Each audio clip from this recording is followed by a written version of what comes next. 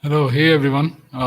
Very good evening on a Friday evening. I'm Faz, and thanks for joining us on the Going Cloud Native series number 10. It's been a couple of weeks. We've been running this session for quite some time, and with us we have Omar, and we have two more folks who are supposed to join. We'll see if they join in. Who are organizing this session for.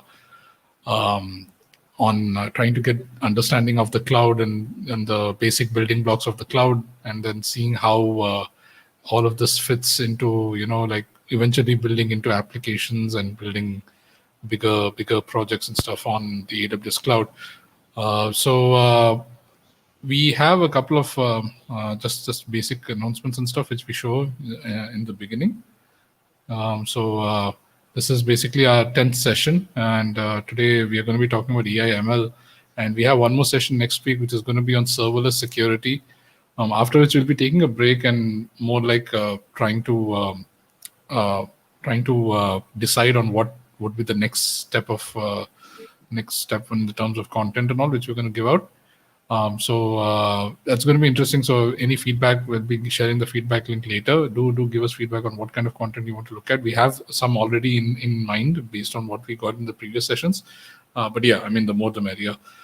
So if you want to learn more about the different kinds of, if you want to go deeper on the tech in AWS, you want to understand the different services that are available.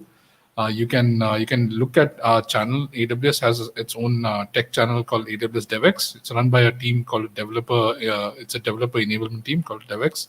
And we in this Twitch channel, we bring in people who are experts like solution architects, specialist architects, and other people from around AWS to come and go dive deep into certain topics, like whether it's containers, whether it's Kubernetes, whether it's EIML, whether it's how to build a serverless application using Amplify. So a lot of hands-on, and there's a lot of local content also being made in different languages. So we don't have it in Bahasa Melayu still, but then we have it in Vietnamese, we have it in Thai, we have it in Bahasa Indonesia. So a lot of topics are being made, and we are always on the lookout for partners who want to also work with us on delivering content. So if any of you are interested and you have a very interesting topic where you want to like dive deep, like really deep into the topic, do reach out to us, and or do reach out to me or to Omar, and we can schedule a recording soon. So here's the link if you want to have a look at this. So it's twitch.tv devx connect, and if you have any feedback today, I'll be sharing this link throughout the session. I believe I have it over here somewhere still. Okay, let me just quickly add that. So that would be.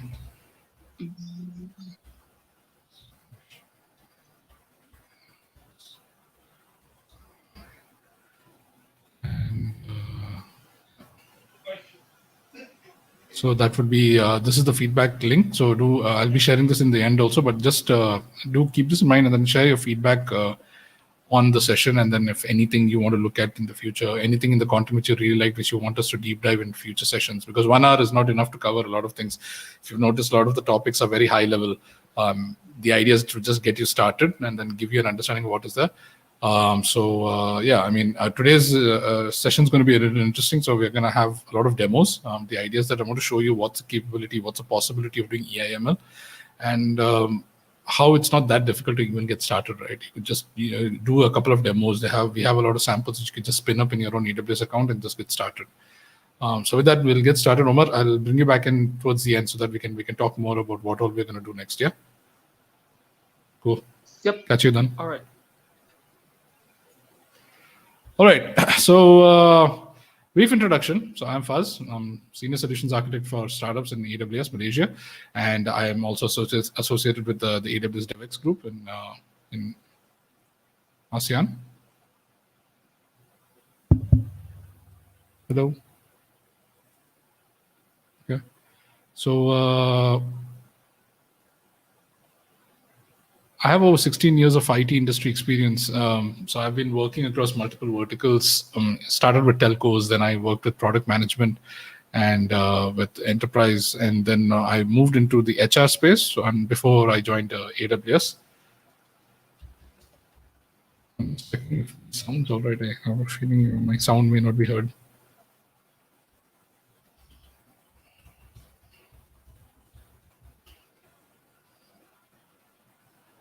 Right. I've worked with large corporations and smaller companies, SMEs. I also consulted for startups for a couple of years. So the idea is that I've worked with startups, seeing how they grow, and then helping them and consult with them, try to understand how to build their teams better from a technical perspective and even from an engineering perspective. So I have throughout my career I've engaged in a lot of different types of roles. So I've started with development, software development, and enterprise and infrastructure automation, DevOps, architecture, and even engineering management. And I'm also involved with a lot of developer tech communities around in Malaysia. Folks may know me from somewhere here and there. Okay. Thanks, Hassan. Appreciate it. Some people over here around in the tech community. So a series like this really helps to actually bring out what we know and what we learn so that other folks can actually learn from this also. With that confirmation out of the way that you guys can hear me, let's dive into something interesting, right? So we hear a lot about AI, ML. People keep talking about, artificial intelligence. If you're as old as I am, then the first time you would have heard of artificial intelligence is when you watched the movie Terminator 2 in the 90s with James Cameron. You had Skynet, which is trying to, get rid of humanity and stuff. And throughout the years in media, whenever anyone spoke about artificial intelligence, there would always be a reference to killer AI, and there would always be a reference to Skynet from the Terminator movie. Pretty ahead of its time in the 90s. Still has references, cultural references, and pop references. But what has happened over the last few years? So I'll just walk you through what's happening already around us and how we've kind of made peace that AI is not going to come and, get rid of us, and AI is not there to, take over everything that we have. But instead, it's actually there to help us and to make things a little bit easier in our lives. First thing with AWS in general, we actually announced. Just let me get rid of this banner quickly. So we actually announced our biggest foray in machine learning. We have been doing it for many years, but with AWS, we wanted to show how we want to actually build stuff on AWS. So we announced a project called Deep Racer. And this is basically a Deep Racer car, which got announced in reInvent 2018. 2 years ago, we announced this. It has a camera, and it has you could run machine learning models on top of the car. And when the CEO of Amazon AWS Amazon Web Services, Andy Jassy, when he introduced this, he actually showed the specs of what all is available in this. So you had an HD video camera and a dual core Atom processor internally. So you had a processor on board. It was an all-wheel drive, so it actually had a monster truck chassis. It had suspension of its own. It had 2 batteries. It had an accelerometer to actually measure change in direction, change in speed, and a gyroscope for measuring change in direction. Now, why actually did we release something like this, right? I mean, did Amazon actually start getting into the business of toys? So the way we see this happening is that Deep Racer originated from a very simple idea. The idea was that can we, AWS, actually help developers get rolling with reinforcement learning, like literally, right? And we thought, okay, what's the best way to do this? And then we released this project, Deep Racer, where you can actually go on Amazon right now, and depending on which countries have delivery right now from Amazon, directly from the US, you can actually order a Deep Racer kit and then get it over here. We also do with Deep Racer through our engagement with customers, we have been doing something known as Deep Racer Leagues, where we set up the actual tracks, and then we have competitions, like literal leagues, where people actually come in. We teach them how you can train a model and then load it onto the car, and then we have a race. Like literally, we have races happening where we'll have a leaderboard, and then we have people racing around the tracks with the cars. Just to give you an idea of how you can actually get into reinforcement learning and how it's not that difficult, as long as a lot of things are abstracted for you, and that you'll see that as a recurring theme as part of today's discussion. But that's Deep Racer. That was 2018, like end of 2018, right? But there's already been something in our lives before that, right? So virtual assistants, or voice assistants, as we call them, they've been there for quite some time. If anyone has seen Alexa before, so we have the Echo Dot, and a couple of Echo products right now available in the market, where you actually ask it something and then you'll get a response back based on what has already been configured. And then AWS went a bit further and then started adding capability where you can customize it. So you can actually write, let's say, for example, if you can actually build an API on AWS, so you could write maybe like a Lambda. You can use something known as Alexa skills, and then use the skills to actually interface with an API or with a Lambda behind the scenes, and then trigger something behind it, and then fetch data based on what you're talking. So you can also interface it with our chatbot, which is Lex under the hood. And there are other providers also who are providing voice assistance, and it's become kind of like the norm to have homes. We call them as smart homes now, where people are using devices in different rooms and then controlling the lights, controlling the aircon, the fan, and what all and what not. And that's been there for quite some time. I remember I bought an Echo Dot. I believe it was 2017ish, and then I started configuring it and then connecting it with my smart bulb around the house and all, just to say, hey, hello, and can it work? But the best thing I still found for Alexa, the use for it was for my kids, where my kids can actually talk to it and then actually learn stuff. So they would ask it, okay, hey Alexa, can you count from 1 to 10? Or can you count from 1 to 100? So things like that are kind of useful, depending on where you see this in your spectrum of usefulness, you would see. But behind the scenes, it's still machine learning, because you're actually training something under the hood, right? And you'll see in a bit what we are actually talking about. But let's step a bit more further and then see where else machine learning has been in Amazon, right? If anyone has done shopping on Amazon.com or has gone to any e-commerce site in general, you would see that there is a recommendation slot somewhere, right? Whenever you go to a product, you'll say, okay, customers who bought this also bought something else. And for the stuff you're trying to buy, maybe you can also look at these kind of complementary products. So this kind of a recommendation engine has been there on Amazon for quite some time. It's been there for many years, in fact. So much so that our foray in machine learning started quite early, like in the early 2000s itself, where we were trying to automate a lot of the data so that we can predict things better, and then we can recommend things better, so that we can have a much better customer experience for our customers. So if you go to any of the product details page in Amazon, so let's say for books, and since we're tech folk over here, we will actually go and search for programming books. You would actually see that, okay, there's a recommendation for frequently bought together, and there's also like customers who bought this book also would have bought this book, right? So something like collaborative filtering, you're actually deciding on based on a set of people who have actually bought this within that space, how many other people would have bought this, so you get a recommendation based on that. But it doesn't even stop there. So let's go a bit more further, right? Now this is just product recommendation, but you could also use the whole machine learning space in the real world, right? Like literally for automating things in the physical world. So Amazon, as you know, has one of the biggest warehouses on earth. Different kinds of warehouses, a lot of fulfillment centers across. We rival a lot of other organizations also with this, and a lot of you may or may not know that we also run a lot of robots internally in the warehouses, where we actually where we have certain fulfillment centers where when a person has to pick the order, when they get an order to pick, they don't actually go to the items come to them. So what happens is that you have these robots under the hood, which will actually go to the bin that has all these items, and then brings that bin to the person. They pick the item, and then the bin takes it back. And the whole idea of building something like this is that so that we can avoid accidents in a warehouse. You can avoid all these things. So all these things of moving items fast and then trying to get the right item, trying to ensure that we don't get the wrong item. It's all being taken away so that as humans we can actually do our job much better.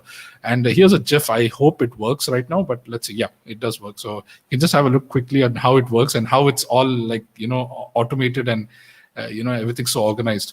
And then we also have robotic arms, which actually will load all these items up on shelves. And you see all of that everywhere. So you have all of this, all of this being powered by machine learning, and things are happening. So in the real world, this is there, right? No matter what. If you go also in the autonomous driving space, if you've ever, I don't know, I haven't driven a Tesla still, but maybe if you have actually driven a Tesla, you'll actually see that there's machine learning under the hood being used for that also. So Amazon's machine learning innovation has been there for quite some time, from recommendation to the warehouses to voice assistants, and now even to drones, where we have been trialing for a couple of years already how to deliver packages on drones, and especially during the recent COVID situation that's been happening around the world.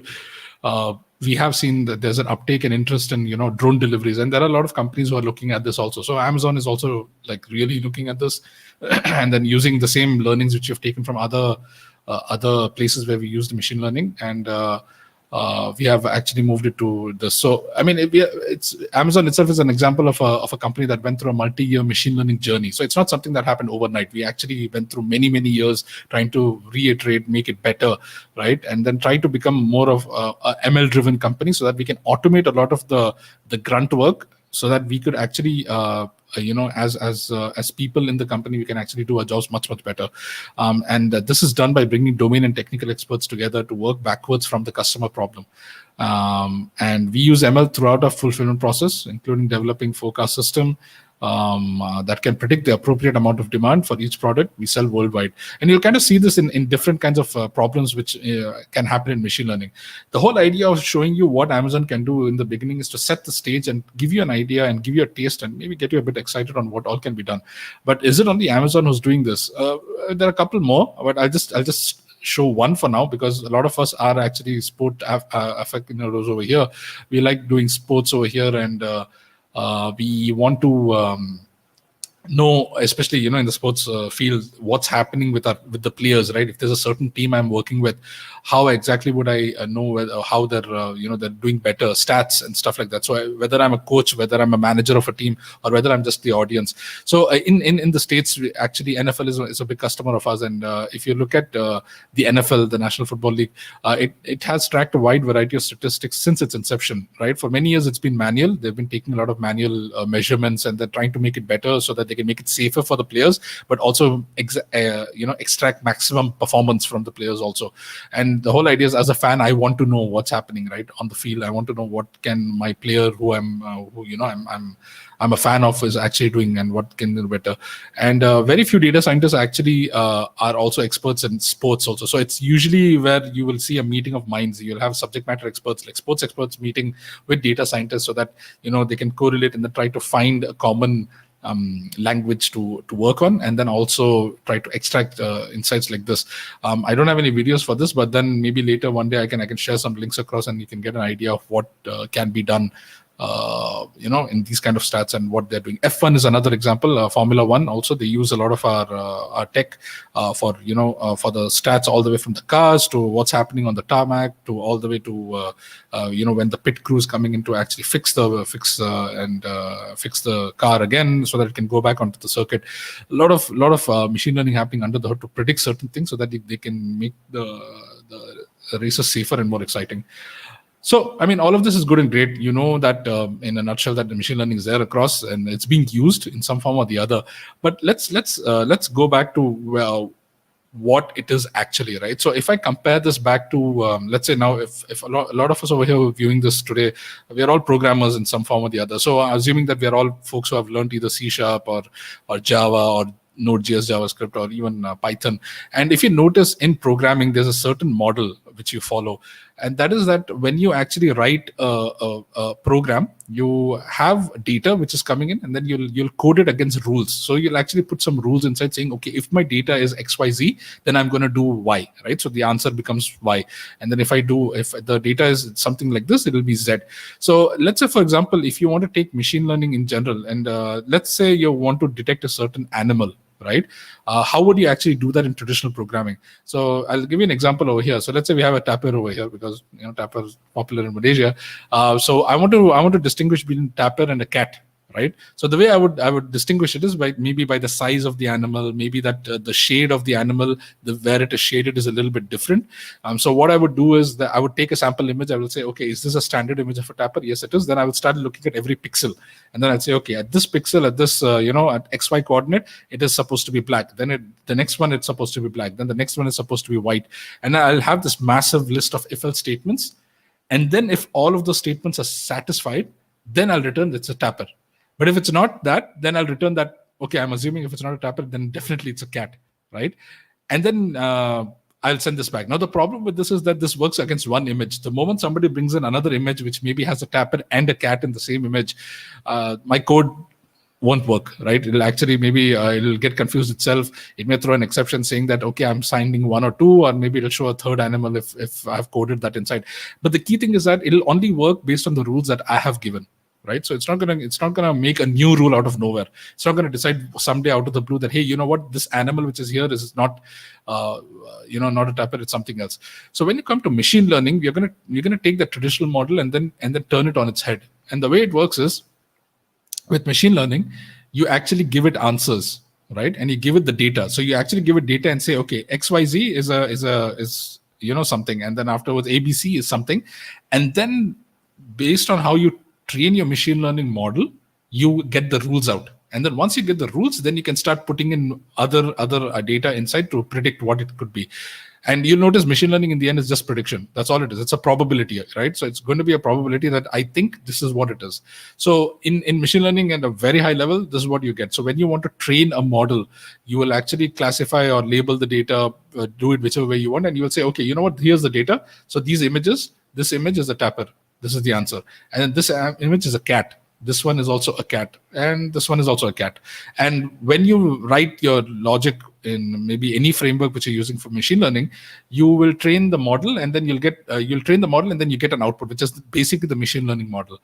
Now, what you'll do after you get the machine learning model is you have the rules now with you. So you've actually coded the rules in some form, and it's codified.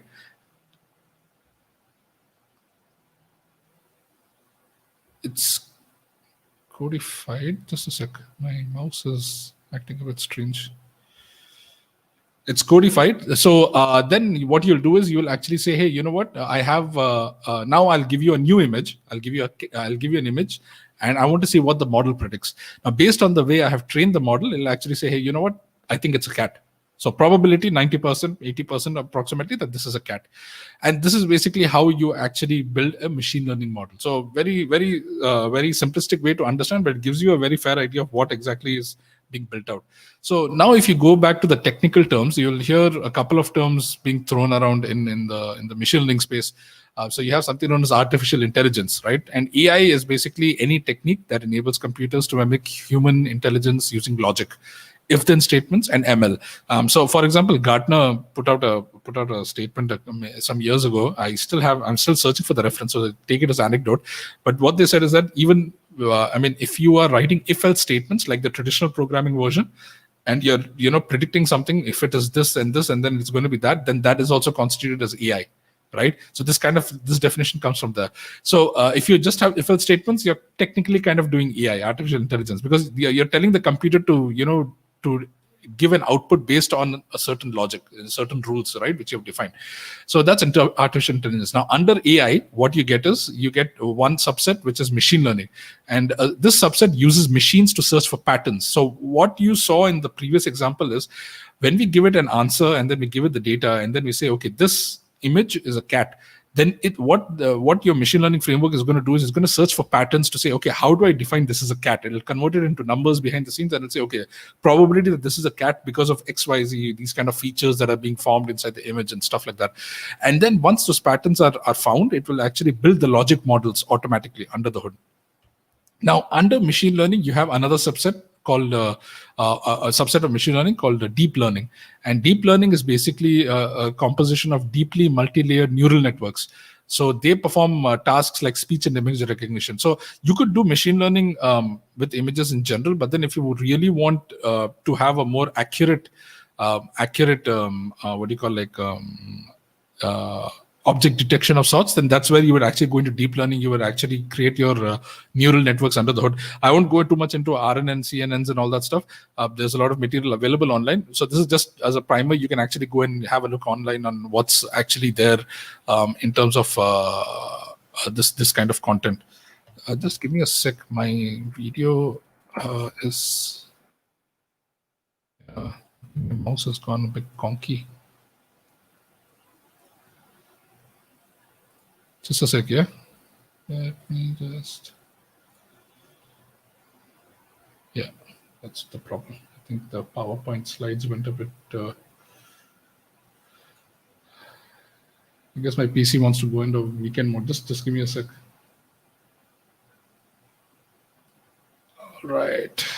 But I don't want the PC to go wrong because I have some pretty cool demos already lined up for you all. This is how you would see artificial intelligence machine learning. And usually when you go into machine learning, you want to define the problem up front, right? So you can very broadly classify them into 4 problems, which you're going to see. So the first problem is what we call as binary classification. And in binary classification, what happens is you are basically going to take a certain set of data, and then you're going to just put it into 2 buckets. So it's a binary, 0 or 1, right? So you're going to build a model, and then afterwards you're going to decide and tell, hey, you know what? Like in this example, you have patients characteristics, like maybe images or maybe symptoms and maybe measurements being done, right? Or pulse and all that stuff, readings and everything. So you'll define one is sick and one is not sick, so basically healthy. So that's basically just 2 states you're going to have, and then you'll define that. So in our previous example, which I showed of traditional programming and all that, when I'm doing Tapir and Cat, if I'm just going to do Tapir and Cat, then it's basically a binary classification over there, right? So that's the first problem which you will see, and you will see maybe in your problem you just need to find out whether I just need to find X. That's a binary classification problem immediately, so easier to solve. Next up is multi-class classification, where you're actually saying, hey, you know what, it's not binary anymore, it's multiple dimensions. So if you take an example of, let's say, fashion, you would actually see, hey, you know what, I need to do different dresses, and then I need to find out the type of the dress and also the color of the dress at the same time. So in this case, you have black jeans, blue dress, blue jeans, blue shirt, red dress, red shirt. So that's multiple dimensions already. You have the type of the cloth, you have the color of the cloth, and so you have multiple colors, and then you have multiple types of dresses also over here. So you have like jeans and then shirt and even a dress in this case. So you have multiple classifications happening in real time. Next up is what we call as regression. And regression is basically you doing a prediction of sorts, right? You have a certain amount of data which you plot in a graph of sorts, and then you're actually going to predict, okay, based on how this data points are going in a graph, I think this is where it's going to go next. So if you take an example of, let's say you are trying to predict a house price, right? So you would take certain features, like you will say, okay, the size of the house, you will take the price of the house, and then based on that, you'll plot it in a graph, right? And a regression line. And then you'll find out, okay, hey, you know what? If this is the size of the house, there's a high chance that this is what is going to be the price in a certain area, for example. So that's where you plot it. And then when you bring in another, then you bring in just a random size of a house, then you'll get a price which is approximately there. So you're basically predicting what the price is over there. And then the last one is catalog organization. And in this one, what happens is you're basically talking about recommendation. You actually have organized all your data in different buckets. And based on the behavior of a certain user, certain features, again, you actually predict and say, hey, this is what I think you can also look at. So going back to the initial example of Amazon, this is how it's going to look like. So you have a recommendation engine, and then you have like books being recommended based on your buying patterns. Now, the machine learning workflow, as you notice, we just did the problem classification alone, right? And if you're new to the whole thing, it is iteratively complex, right? So if you go through the whole pipeline as such, and last week we mentioned about data engineering. So data engineering actually is just one part of the whole thing. So the first one is basically your collect and prepare training data, which is basically the whole of a data engineering over here.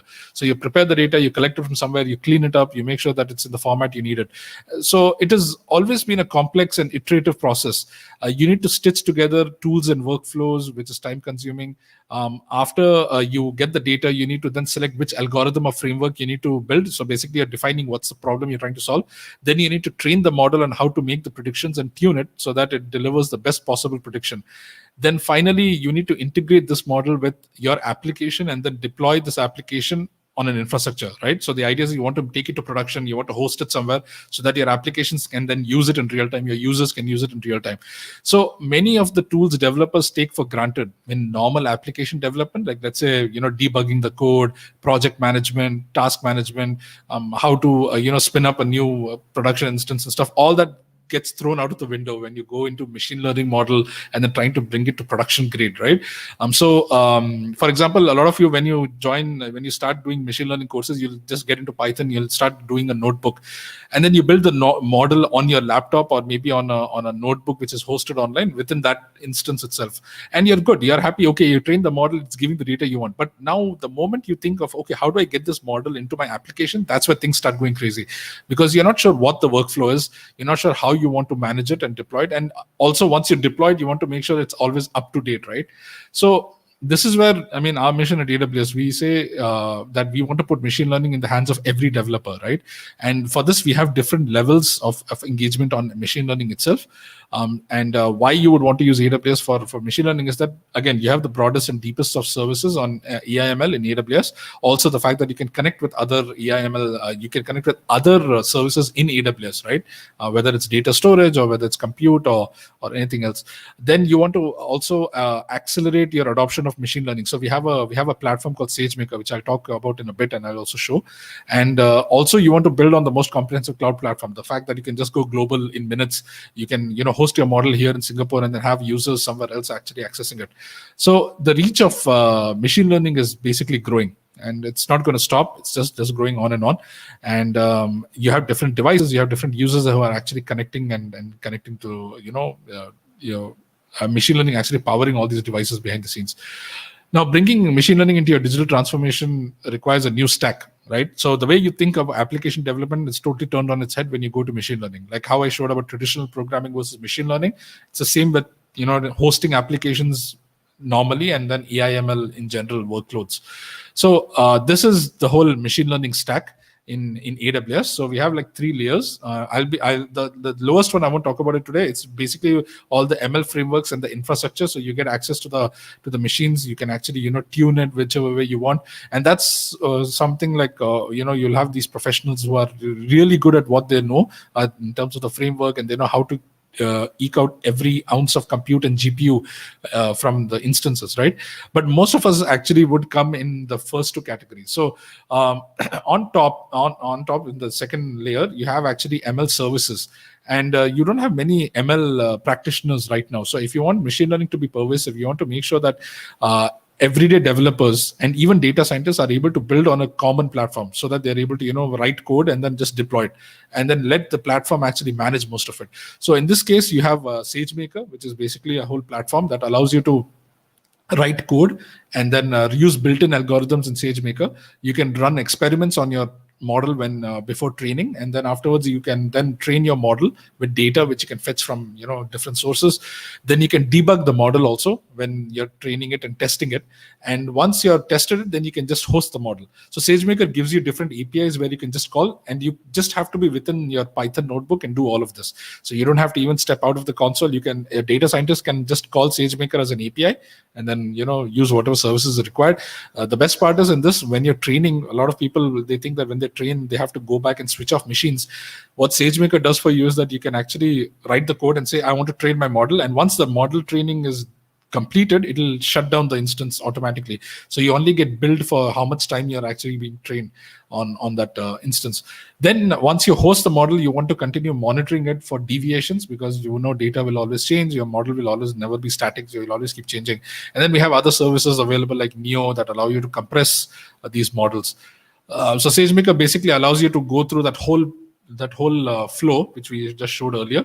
So it gives you an idea of how you can start from collecting and preparing data all the way till deploying and then testing it, and ensuring the model is always up to date. Now, this is good when you have data scientists, but what if you're someone like me, right? I'm a developer, I'm from backend, and I have, let's say I've built a startup, and based on my startup, I've got some funding, and I'm like, hey, you know what? I want to show some really cool features to my users. I want to help them do better decisions on my app, right? So I want, like, for example, I want them to upload a receipt so that I can extract some data from the receipt. So now the usual way, what you'll do is you'll actually build a machine learning model. You'll get a lot of images from, I don't know where, maybe on the internet or Kaggle, and maybe even your own receipts. You'll collect all your receipts in the past 5 years and then take snapshots, and then you'll start training the model, right? You'll start detecting, okay, you'll use different libraries. You'll use the libraries for extracting text, so OCR, and then afterwards you'll have to understand that, okay, whatever you're extracting is correct or not. It'll take some time. I don't have time. I just want to build something really simple. And this is where the AI services come into being. So with AI services, what happens is on AWS, you get a lot of pre-trained models, which AWS has trained under the hood based on data which we have. And you can then do different types of machine learning features. For example, you can use the vision type, like recognition, to actually do detection in images and video. You can do speech, so you can do poly, which is like text to speech, and then transcribe, which is speech to text. then you could do NLP type of analysis. Like, so you can do comprehend, which does NLP, which does text analysis, gives you sentiment, gives you like what are the key entities internally. You can do translation, and then you can also do OCR, so text track. Then we have a enterprise search service called Kendra, which ingests all the documents in, and then you can use it as a search engine. Pretty cool feature, and is very sought after, especially in big companies where they have multiple amounts of documents just sitting there and they don't know how to search across all that content. Then you have chatbots available. You have personalization for recommendation. Then we have forecasting for, let's say you have data, and then you're like a regression. You want to actually do a forecast into the future. Then we have a fraud detector, which has just come out of preview, which allows you to do anomaly detection of certain data, like user sign up fraud or maybe transactional fraud.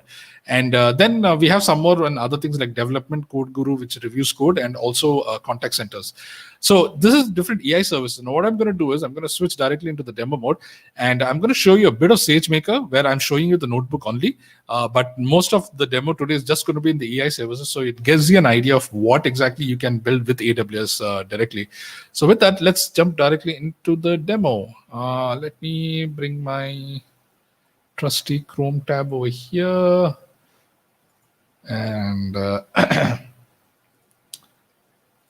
right, let's just go directly. So if any of you have actually seen the console before, this is basically the AWS console where you can actually go into multiple services once you sign up.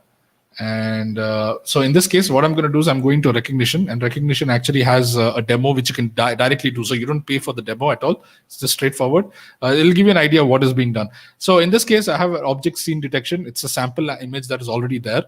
So you can just upload any image, and then it can detect, okay, there's a car, this is transportation related, there's vehicles, there's a human inside, and there's a person, right?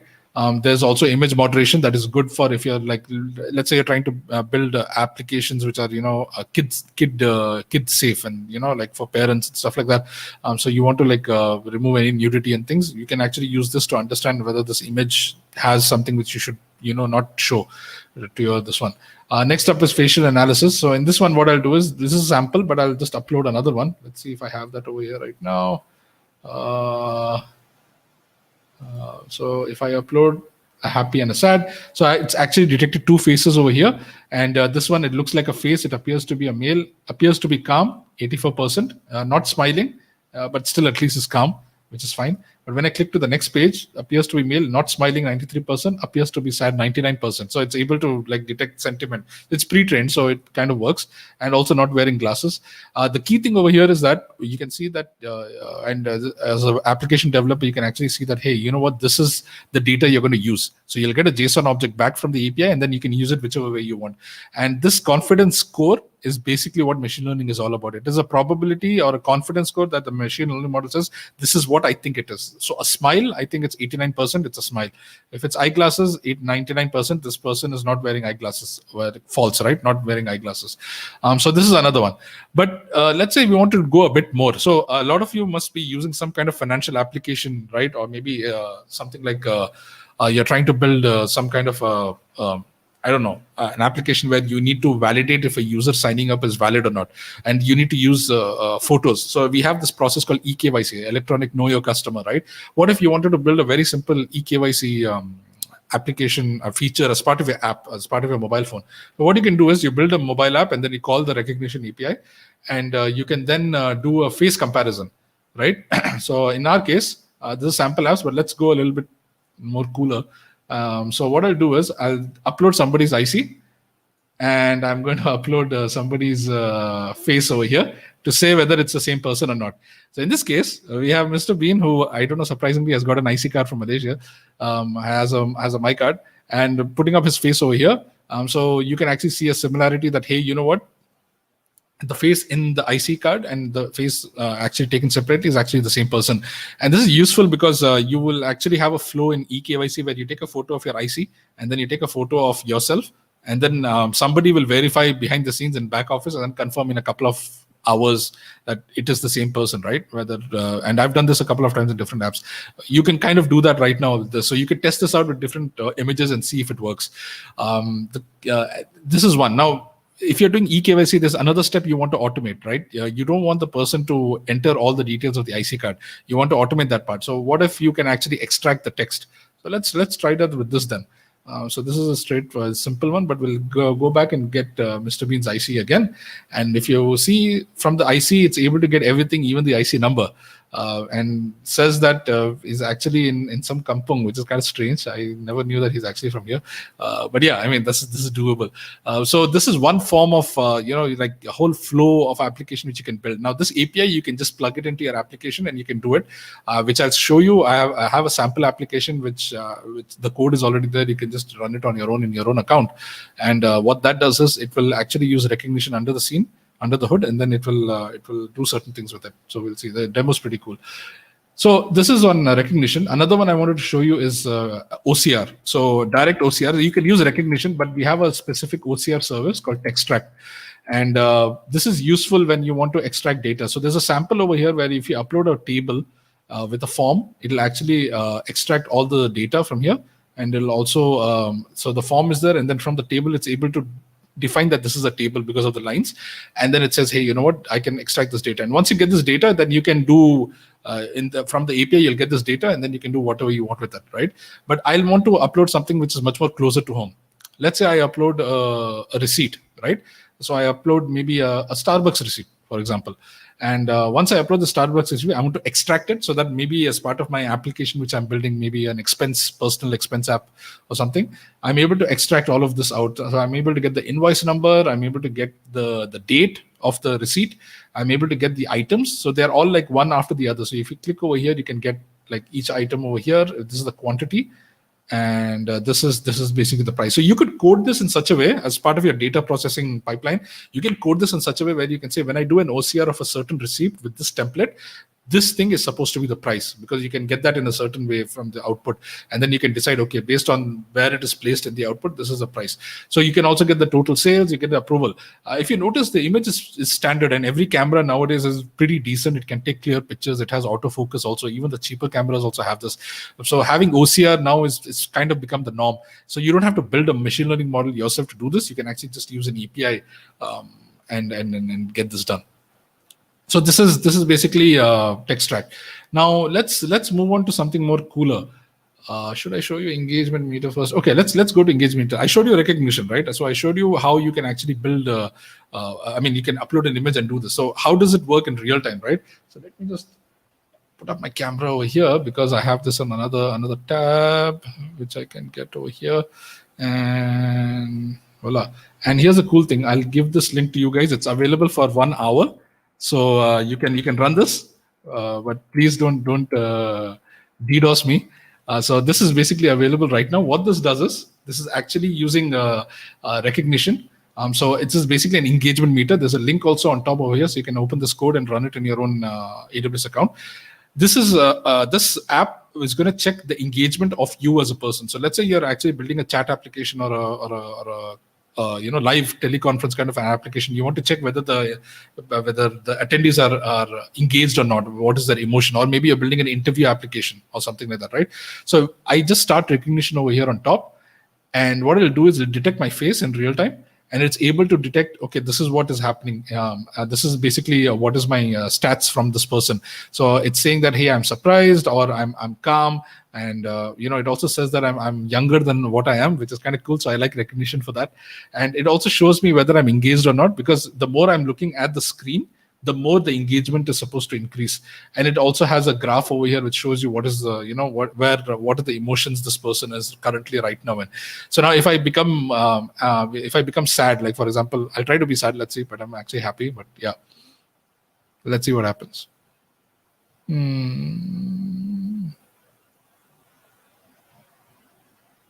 Okay, it still thinks I'm calm. All right, fair enough. But the idea is that you can actually make it go angry also. You can, you can show that you're actually like scared and stuff. And these are all the different sentiments you can get in real time. And this is one way of doing recognition. So this application is talking to recognition API behind the scenes on my AWS account, and it's able to then detect this all of this together. So you can have a look at the code and then integrate it in your application also if you need to. So pretty cool in that. So I'll just stop this. And I'll move this over here. and switch off my camera. Right. I'll just quickly show you where the link is. Wait. Right. So this is basically the GitHub link over here. So this has this uses something known as CloudFormation template. So you can just click on the template and then give it a name when it opens it in your AWS console, and it'll set up everything. Give it a couple of minutes and it'll be ready. It's all serverless also. So it uses all these components. It uses S3, it uses Cognito for authentication, API gateway, and then uses DynamoDB, our NoSQL database, recognition, and image and recognition video. So in this case, you just deploy this and it sets it up. It uses Amplify for the application part. You can set this up in any country. I set this up in Sydney. So yeah, this is useful. I'll just put this link over here. So you can actually look at this later. And so that's that. Now, so that's one application, right? Now there's more stuff actually in the pipeline. I want to show you a bit of SageMaker. So although SageMaker itself will take, it would take me an hour just to show you all the features of SageMaker. I'll just go to a very simple one. In this case, let me find where my SageMaker is. Okay, right. So when you go to SageMaker, the actual dashboard, right, you actually get an option where you can see what are the different things. So you have access to direct services in SageMaker in this case. And what this allows you to do is that you can jump into any of them. So in my case, I want to do a very simple thing. I want to just set up a notebook instance, a Jupyter notebook, right? So I can just go to notebook instances, and I have a couple of them. I'll jump into this in a moment. But I can just create a notebook instance. I can select what's the instance type. So you can actually select what's the instance type. So it'll run the code on that. It'll run Jupyter on top of that. You can also clone a Git repository as part of this. I have something already available, so I'm not going to jump into creating one. So here you'll notice you get both options, Jupyter and Jupyter Lab. So I just clicked on Open Jupyter, and I'm able to open. Once you open Jupyter, you'll get something like this, which is any standard Jupyter notebook. You'll get a list of all the files that are available. I have already a Jupyter notebook open over here. What I wanted to show you was from Jupyter. Now, once I'm in this, I'm not going to show you the SageMaker APIs. Like I said, if we have our own SageMaker 101 sessions, maybe if somebody's interested later, we just put it in the comments. We can do a whole SageMaker 101 session, and I'll do it with maybe Omar or something, because he's an ML expert, at least among us. What I've done in my case over here is that I wanted to, during MCO, right, I had a certain need I wanted. I am not from Malaysia, so I don't speak Malay. I can't read Malay. So I was getting a lot of government announcements through WhatsApp. People were sharing from the PM's office. It was all in Malay. Now with PDFs, the problem is copying, pasting text outside is very difficult. If you start copying and pasting it into a translation API yourself, it'll take time. And the initial MCO PDFs were pretty long. So what I did was, as part of my PDF, this is just Python, right? I actually created a Python application where I pointed to my S3, my storage bucket, and I'm just hard coding the application, the file name over here. So I put a file name, and then this is basically the PDF. So for example, let's say if this is the PDF I'm actually going to extract text from. So this is a two-step process. What I'm doing, I'm going to extract it using Textract, and then after that, I'm going to use Translate to translate the text in English, right? So we can actually translate from Bahasa Malayu to English, but it's formal, so you'll see that the translation is a bit iffy, but it still works for me. It's very useful because I've used this quite a lot. So in this case, when I run this, what this does is I will upload it. What it does is it will upload the file. It'll get it from. It'll start a job on document text in Textract. So I'm using Boto 3 in this case, this library. And then afterwards, I extract the text out. And once I extract the text out, I get the results. And then I pass it to a translation function over here. So if you do translate over here, I go through every line of the extracted output from the PDF, and then I just translate it, and then I'm printing it out over here. So in my case, when I extract that, this is the translation I'm getting. So for example, yeah, this is basically a mistake over here, but the idea is that you can actually say You can see that today is this one. It's able to recognize some of these things. Nuzul Quran, this is basically just before Raya. And it talks about public transport. It talks about the average citizen adheres to the designated SOP. The PM is actually saying that we can see that the people are actually adhering to SOP. So that is a good thing. And this is very useful, right? So now for me as a normal layman person, I'm able to just set up something simple as that. And then if I want now, I can build this as an API and give it to other people so that they can use it. So this is cool. But the thing is that this is useful for PDFs. I can also do it for images also. So for example, let's say if I do it for this image over here, this is basically a recent announcement they had made for mosques being opened up. So I'll just run this. It's just like any Jupyter notebook. What this will do is it will extract the text from the image, and then it'll translate it for me. So it runs it as a job, and I'll give it a minute.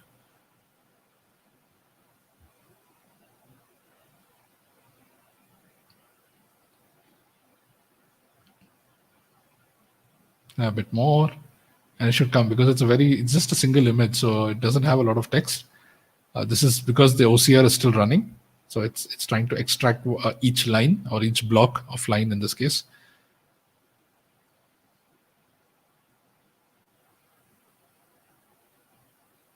All right, so one page received, and this is the text, and this is the translation that is done. So this is for basically registration of Friday prayers that Muslims in Selangor state can actually attend the Friday prayers based on SOP. So this is basically from an image. I think I have that image somewhere over here, or I don't. Okay, I think it's gone. Right. So you can assume that there is an image. It's actually sitting in my buckets over here. So this is basically where all the files are sitting. So this is useful from this case, from SageMaker and Notebook. Now, notebooks are usually used for training models, for testing out certain things and running the program. You actually won't use Jupyter Notebook as a production-based thing. So what I did was I extended some of this because we started seeing there were a lot of images being sent across from during MCO. And I noticed that people were sending like, okay, so-and-so place, there's a notice put up, so-and-so place, there's a notice put up. So what I wanted to do was I wanted to build a bot for any image that comes in. I'll send it to my service, and then it'll extract the text and send it to me so that then I can search through it whenever I need to. So what I did was I built a Telegram bot. So let's see, this should work right now. So this is my Telegram bot, very simple, straightforward.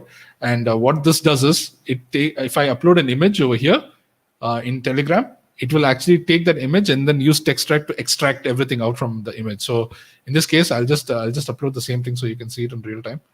Let me see if I can save this. Okay, I shall save this as an image. Yeah.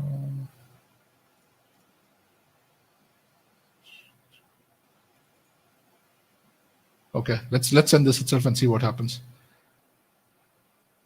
So ideally, this should give the same output which you actually saw right now. And there you go. So you actually get the Starbucks stuff. You actually get the serial number, the invoice number, and you're getting the pricing and the items over here. So now I have this text over here. Now what I can do is, as part of the bot, I can do other things, or I could do a translation if I need to. So I basically built a Telegram bot literally for free. Behind the scenes, what this is doing is it's using API gateway, and it's using our serverless compute Lambda, which I showed very high level at. And all I'm doing in this bot is, once I receive a photo, I take it and then I send it to TextRact. So I analyze the image. And once I analyze the image, I can do this. If anyone's interested in seeing this later, if you want to maybe do a simple workshop on this also, let me know. We can do a 1.5 hour workshop just on getting you guys ready on building a Telegram bot and then calling TextRact and doing a very basic extraction of text in this case. So that's basically what I have for today in the demos. There are more stuff that can be done. There was one more I wanted to show, a Lex chatbot that allows you to create a chatbot, which is then going through images and then reading through images directly. But this is basically not going to be. I wasn't able to set it up in time. So in this case, this is basically what I could bring. But I hope this has helped you to get an idea of what all you can do with machine learning on AWS. So let me just. Yeah. Okay, so I mean that's basically what I had for today. I mean the whole idea was I wanted to show you guys, I mean just a very basic of what machine learning is about if anyone is a beginner, but also to show you what you can do on AWS. I've shared one of the links for the engagement meter. This is something you can just try straightforward yourself, and there is a lot of other things you can do on recognition on AWS. Very useful stuff available, and it's good if you have a certain project in mind and you want to work on. You can just directly use the API in this case. So there is just one question. Ayman's asked a question: is it possible to create an interface to these neural networks for our apps? Well, I mean, if you're using the pre-trained models on using the API services for AI on AWS, then it's just an API call, like I showed you right now.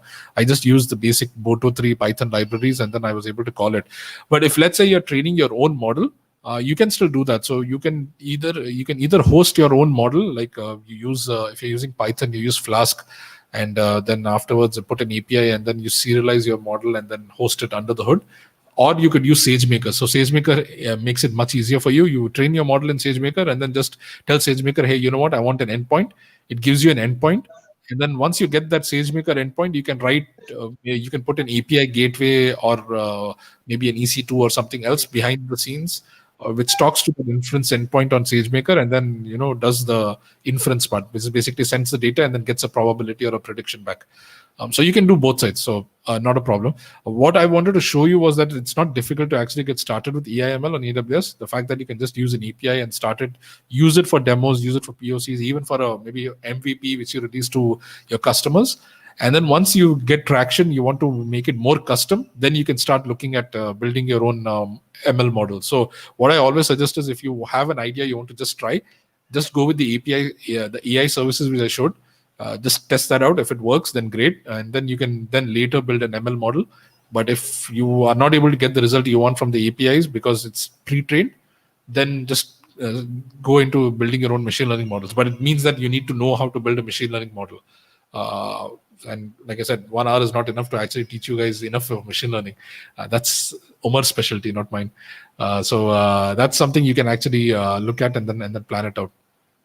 So yeah, I mean, thanks for that question, Ayman. Appreciate it. Right, so we are on the dot at 9. I don't have any other questions here. I am not sure if anyone liked the demos or not. I just didn't see anybody else saying anything. But yeah, I mean, thanks for joining in for this one, for this session. I hope you all liked it. Omar, you have anything? No, I wanted to ask if you will be sharing the codes later on. I mean, for the engagement meter, it's already available on AWS samples. The one I showed, I haven't still. Yeah, the one which I shared in my Python notebook and all, I haven't actually put it on GitHub yet, but I can definitely put it on a repo separately and then share that across. So I'll put it in the Telegram group later, the Telegram group which all of you would have already joined, and then you can just try it out from there. So yeah, I mean that's doable. Yeah. Thank you for showing the nice demos. And like I said, if you want to learn machine learning, then Omar will teach us on AWS very soon how to build a machine learning model. So cool. I mean, so I don't see anything else happening. So thank you for your time for today. I hope you guys actually saw how AIML is an exciting space to be in, and how using it on AWS really helps you, how you can speed up things. So do try out something, reach out to us, tell us how it's going, give us your feedback. Also, if you want to see more of AIML, we can bring in more specialists in just to talk about specific parts of machine learning. Of course, assuming that you've actually done something on it, or else it'll just go over your head. So with that, we'll see you all next week for serverless security. Stay tuned. Serverless security is going to be a bit interesting because we're going to show you different services which you can use to secure your AWS your account, your applications in general. It'll automate a lot of things which you are usually doing manually also. So stay tuned for that for next week. And thanks a lot for joining in today. Have a safe weekend, and see you next week.